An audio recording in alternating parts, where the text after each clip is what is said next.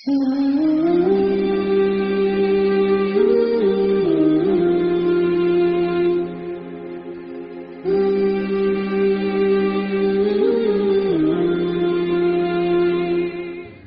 الله الرحمن الرحيم. وعن أبي هريرة رضي الله تعالى عنه قال: كان أهل الكتاب يقرؤون التوراة بالعبرانية ويفسرونها بالعربية لأهل الإسلام، فقال رسول الله صلى الله عليه وسلم: لا تصدقوا أهل الكتاب ولا تكذبوهم، وقولوا آمنا بالله وما أنزل إلينا. الآية 155 یہ حدیث مبارک ہے جو حضرت ابو ہریرہ رضی اللہ تعالی عنہ سے منقول ہے۔ فرماتے ہیں کہ جب مسلمان مدینہ ہجرت کر کے گئے تو مدینہ میں چونکہ یہود آباد تھے، یہود حضرت موسیٰ علیہ السلام کا خود کو پیروکار بتلاتے ہیں اور تورات کو پڑھنے والے اور ماننے والے ہیں، تو یہود تورات کی آیتیں جو کہ عبرانی زبان میں تھی، یعنی ان کی اپنی زبان میں تھی، ان کو پڑھتے اور ان کی تفسیر عربی میں کرتے تھے، اور تاکہ مسلمان بھی سیکھیں، مسلمانوں کو بھی پتہ چلے۔ یقرؤون التوراۃ بالعبرانیہ، کہ وہ تورات کو عبرانی زبان میں جو تھی وہ پڑھتے تھے، جس طرح کہ قرآن کریم ہے یہ عربی زبان میں اور تورات یہ عبرانی زبان میں ہے۔ اسی طرح انجیل کے بارے میں آیا، یہ سریانی زبان میں ہے، یعنی مختلف پہلے زمانے کی زبانیں ہیں، تو یہ عبرانی زبان میں یہ پڑھا کرتے تھے، اور اس کی تشریح یا اس کا مطلب یہ عربی زبان میں مسلمانوں کے سامنے کیا کرتے تھے۔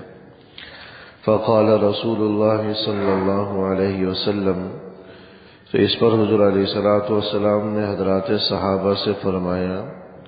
لا تصدقوا اہل الکتاب ولا تکذبوہم، یہ جو اہل کتاب ہیں، یہود ہیں، نصارہ ہیں، یہ جو اپنی کتابوں سے کچھ بھی بیان کریں تو نہ تم ان کی تصدیق کرو نہ ان کی تکذیب کرو، تصدیق بھی نہ کرو اور جھٹلاؤ بھی نہیں، اور بلکہ یہ آیت پڑھ دیا کرو: قولوا آمنا باللہ وما انزل الینا وما انزل من قبل،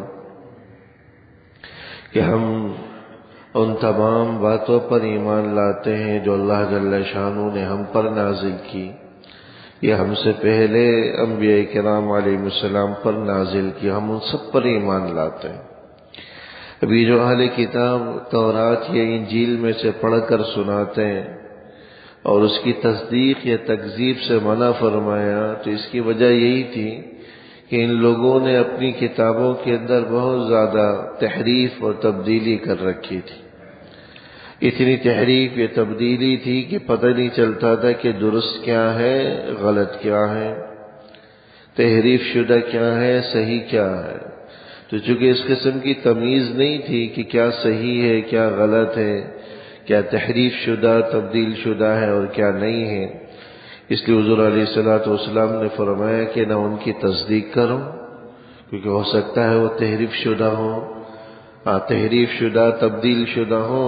اور ہم اس کو اللہ کا کلام سمجھیں، حقیقتاً وہ اللہ کا کلام نہ ہو۔ اور ان کی تکذیب بھی نہ کرو، جھٹلاؤ بھی نہیں، بلکہ خاموشی اختیار کرو۔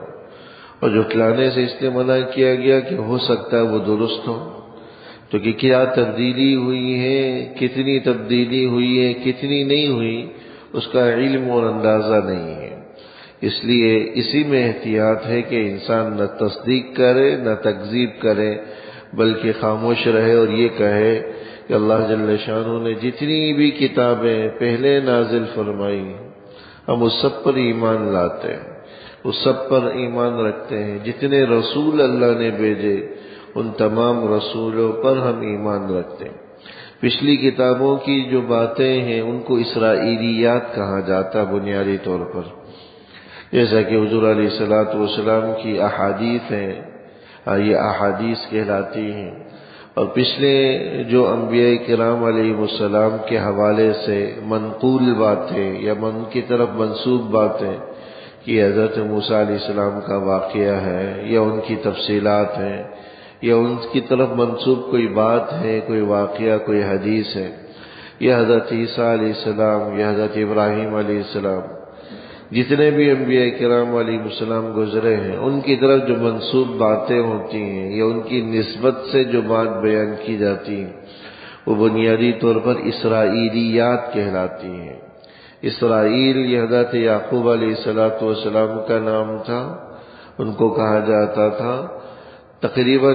اکثر انبیاء کرام علیہ السلام جو آئے ہیں وہ انہی کی نسل سے آئے۔ خود ہمارے پیارے نبی صلی اللہ علیہ وسلم حضرت جو ہے ابراہیم علیہ السلام کی اولاد تھی حضرت اسحاق علیہ السلام، اور حضرت اسحاق علیہ السلام کی نسل میں حضرت یعقوب علیہ السلام ہیں، پھر حضرت یوسف ہیں، ایسے ہی جلیل القدر انبیاء ہیں۔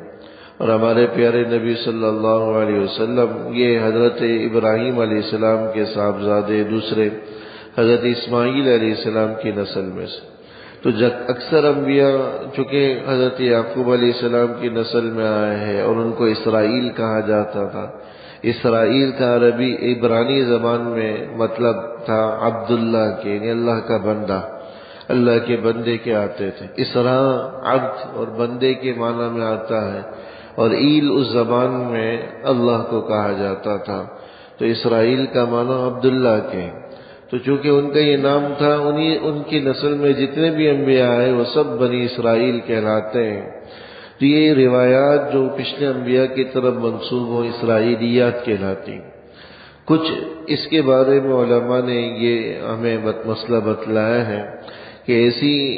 پچھلے انبیاء کی طرف منسوب باتیں جو ہمارے قرآن اور احادیث سے، ہماری تعلیمات و دین سے متصادم نہ ہوں، ان کے خلاف نہ ہو، تو ان کے بیان کرنے میں کوئی مذائقہ نہیں ہے۔ ہاں ایسی باتیں جو ہمارے دین اور ہماری شریعت کے خلاف ہوں ان کو بیان کرنا درست نہیں ہے، ان کو آگے منتقل کرنا درست نہیں۔ ہاں کچھ چیزیں ایسی ہوتی ہیں جو خود ہمارے دین میں بھی موجود ہیں،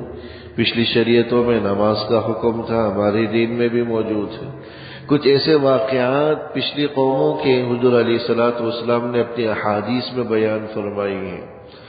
ایسی باتیں جو قرآن میں آئی ہوں، پچھلے انبیاء کے حالات ہیں، حضرت موسیٰ علیہ السلام کا واقعہ ہے، حضرت یوسف علیہ السلام کا واقعہ ہے،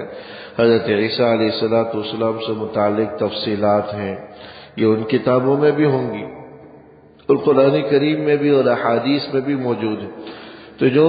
احادیث میں موجود ہیں، قرآن کریم میں موجود ہے، بس اسی حد تک تصدیق کرنے کی اجازت ہے، اس سے زیادہ ان کو درست یا سچا ماننا یہ درست نہیں ہے۔ کیا پتہ اس میں کتنی طرح کی تبدیلیاں کر دی ہوں۔ حضرت عیسیٰ علیہ السلام کے حوالے سے اپنی کتابوں میں انہوں نے لکھا کہ نعوذ باللہ ان کو سولی پر چڑھا دیا گیا، جبکہ ہم مسلمانوں کا یہ عقیدہ نہیں ہے۔ ہم مسلمانوں کا یہ عقیدہ ہے کہ اللہ جل شانہ نے انہیں آسمانوں پر اٹھا لیا تھا،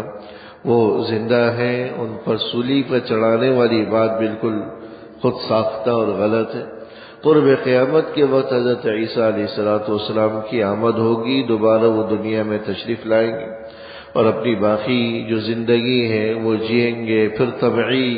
موت ان کی ہوگی، انتقال فرمائیں گے، اور حضور علیہ السلام کے روضے میں جہاں حضور علیہ السلام مدفون ہیں،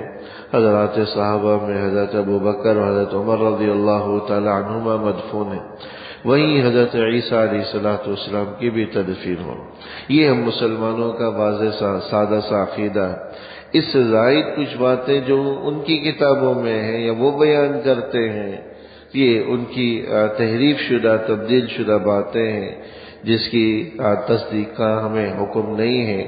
بلکہ یہ جو واضح قرآن و سنت کے خلاف ہیں ان کی تو ہم تکذیب ہی کرتے ہیں، ان کو ہم جھٹلاتے ہیں۔ جو باتیں ایسی ہیں جس کا کوئی واضح کوئی حکم نہیں ہے تو اس میں ہمیں خاموش رہنے کا، اس جو ہے توقف کرنے کا ہمیں حکم دیے۔ اس سے قرآنی آیات جس کا حکم پہلے بھی آ چکا ہے تذکرہ، کہ جو آیتیں متشابہ کہلاتی ہیں، دو قسم کی آیات کا ذکر آیا تھا۔ ایک تو وہ اس قسم کی آیات ہیں جن کا معنی مطلب واضح ہے جو محکم کہلاتی ہیں، اور دوسری قسم کی وہ آیات ہیں جو متشابہ کہلاتی ہیں جن کا معنی مطلب واضح نہیں۔ تو اس کا بھی ہمیں یہاں حکم بتلا دیا گیا کہ ان کے بارے میں بھی ہم توقف کریں، سکوت کریں، اپنی طرف سے اس کی کوئی تشریح یا اس کا کوئی معنی مطلب مفہوم بیان کرنے کی جرات نہیں کرنی چاہیے۔ ایسی آیات جو متشابہ ہوں، جن کا معنی مطلب واضح نہ ہو، ان کے بارے میں ہمیں سکوت کرنے کا، خاموش رہنے کا، اور ان کے علم کو اللہ کی طرف پھیرنے کا کہ اللہ ہی ان کا معنی مطلب بہتر جانتا ہے، یہ ہمیں حکم ہے۔ لہذا بنی اسرائیل سے متعلق جو باتیں ہیں ان کے بارے میں بھی توقف کا حکم ہے کہ نہ تصدیق کرے نہ تکذیب کرے، اور قرآن کریم کی ایسی آیات جو متشابہ ہیں ان کے بارے میں بھی ہمیں سکوت کا حکم ہے کہ اللہ ہی کی طرف اس کے علم کو پھیرے کہ اللہ ہی اس کا معنی مطلب زیادہ بہتر جانتا ہے۔ ہمارے علم سے، ہماری سمجھ سے، ہماری عقل سے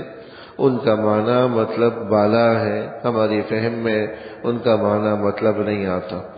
دعا فرمائے اللہ جل شانہ